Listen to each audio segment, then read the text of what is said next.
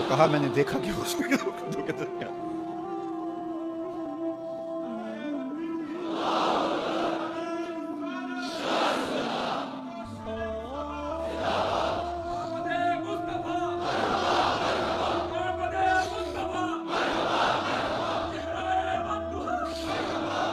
شب ہجر کی میری خوش قسمتی کہ میں حضور کا امت ہوں، ساری زندگی اس کا شکریہ ادا کرتا رہوں تو کہ شکر ادا۔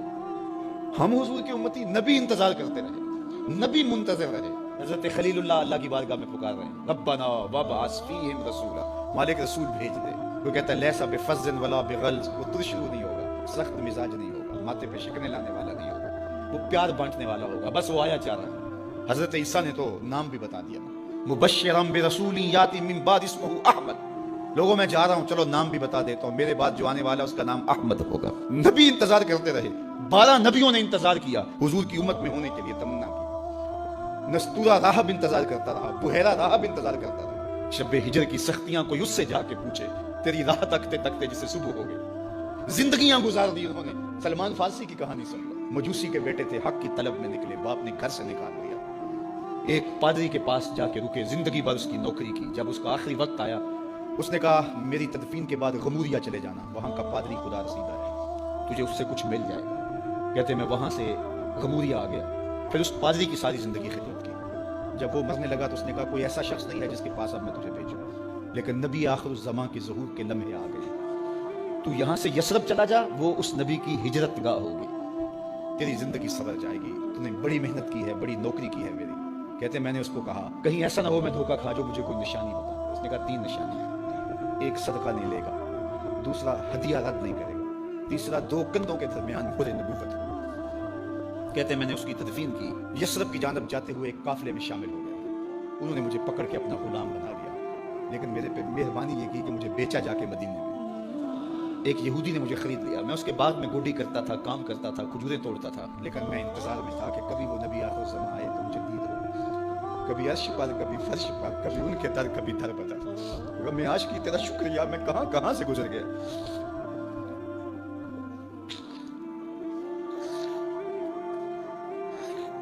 کہتے ہیں ایک دن میں اپنے باغ میں کھجوریں توڑ رہا تھا کہ ہواؤں میں مستی پیدا ہو گئی، اور ہر سمت سے طلع البدر علینا کی صدائیں گونجنے لگیں۔ میں سمجھ گیا کہ وہ لمحے آ گئے، میں نے چھلانگ لگا دی اور دوڑ پڑا۔ میرے آقا نے سمجھا شاید غلام بھاگ گیا، اس نے دوڑ کے مجھے پکڑ لیا۔ میں نے اس کو کہا کہ میں نوکر تیرا ہی ہوں، لیکن دل نوکر کسی اور کا ہے، میں بھاگوں گا نہیں، مجھے جانے دے۔ میں کچھ کھجوریں لے گیا تھا صدقے کی نیت سے، جا کے حضور کو پیش کی۔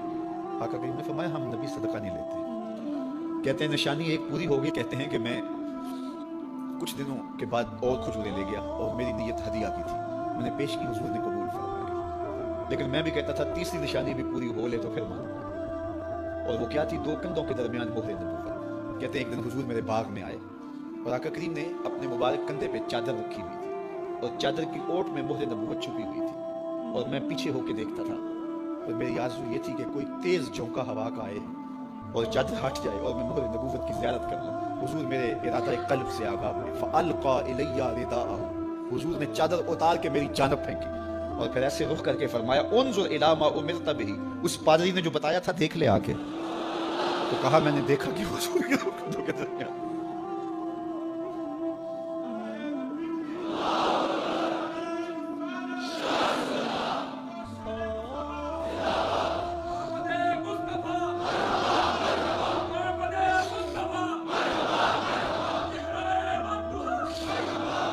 شب ہجر کی سختیاں کوئی اس سے جا کے پوچھے، تیری راہ تکتے تکتے جسے صبح ہو گیا۔ ہم نے تو کوئی انتظار نہیں کیا نا، ہم نے تو کوئی دکھ نہیں سہا، ہم سوئے تھے مقدر جاگ اٹھے۔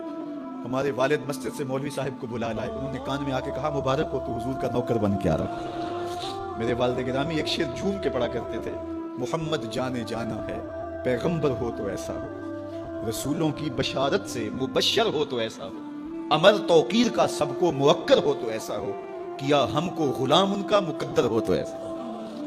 میں اپنے مقدر پہ قربان نہ جاؤں، آپ اپنے مقدر پہ نثار نہ جائیں، ہمیں وہ نبی ملا جو نبیوں کا نبی ہے۔ بنو سعد کے مقدر بھی جاگ اٹھے، اللہ اکبر، کیا وہ خوش نصیب وادیاں تھیں، کیا وہ خوش بخت پہاڑ تھے بنو سعد کے، جہاں حضور نے زندگی کے ابتدائی سال گزارے۔ اللہ اکبر، حضرت حلیمہ سعدیہ کہتی ہیں جب میں حضور کو گھر لے گئی تو میرے گھر میں روشنیاں آ گئیں. باقاعدہ عورتوں نے کہا حلیمہ تو اتنی امیر ہو گئی ہے رات کو بھی دیا نہیں بجھاتی. بڑے امیر کبیر گھرانوں میں بھی رات کو لوگ دیا بجھا دیا کرتے ہیں, لیکن تو اتنی ہی امیر ہو گئی ہے کہ رات کو بھی تیرے گھر کا دیا نہیں بجھتا. تو حلیمہ سعدیہ نے کہا آؤ میں تمہیں بتاؤں میرے گھر میں دیا کون سا روشن. باقاعدہ ہم جولیوں کو بلایا, پالنے میں حضور تھے, اشارہ کر کے کہا ما کننا نحتاج الی السراج من یوم اخذناہ, جب سے یہ پیارا گھر آیا ہے میں نے سارے دیے توڑ دیے. دیے کی ضرورت نہ مشعل کی حاجت, عجب روشنی تو نے پائی حلیمہ, بڑی تو نے توقیر پائی حلیمہ, بنی تو محمد کی دائی حلیمہ. کہا ما کننا نحتاج الی السراج من یوم اخذناہ, جب سے یہ پیارا گھر میں آیا ہے میں نے سارے دیے توڑ دیے. جہاں روشنی چاہیے ہوتی ہے حضور کو اٹھا کے اس کمرے میں لے جاتے ہیں, وہاں انوار پھیل جاتے ہیں, روشنیاں پھیل جاتی ہیں. کیسے اجالے پھیلے, کیسی روشنیاں پھیلے. حلیمہ دا چھپر کھجوری دے تھلے, حوراں وچھالے نوری مسلے, فرشتوں عرش تک پہ گئی دہائی, حلیمہ نے لٹ لئی خدا دی خدائی. اللہ اکبر. وہ سارا دن تو صحراؤں میں گھوم لیتی تھی, اسے جب بھوک لگتی تھی لبوں کو چوم لیتی تھی. بخت جاگے حلیمہ سعدیہ کے حضور ان کے گھر آئے. اللہ اکبر. جدھر سے گزرتے گئے نور پھیلتا گیا, انوار پھیلتے گئے.